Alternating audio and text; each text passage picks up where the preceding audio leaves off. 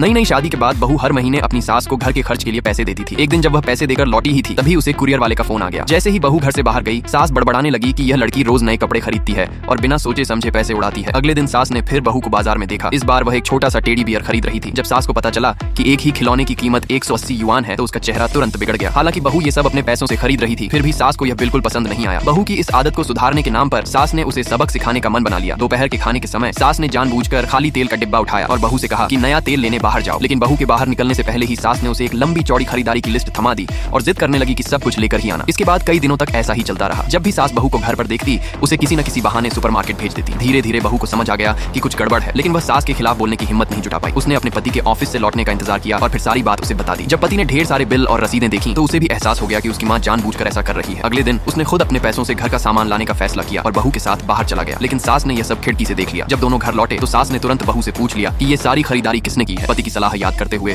बहू ने झूठ बोल दिया कि सामान उसने खरीदा है, लेकिन सास को सच समझने में देर नहीं लगी। वह गुस्से से चिल्लाने लगी और बहू को झूठी कहने लगी। आखिरकार बहू को सच बताना पड़ा कि सारा सामान पति ने खरीदा है और इन दिनों की खरीदारी में उसके सारे पैसे खत्म हो चुके हैं। ये सुनकर सास और खुश हो गई और फिर से बहू को पैसे उड़ाने के लिए ताने मारने लगी।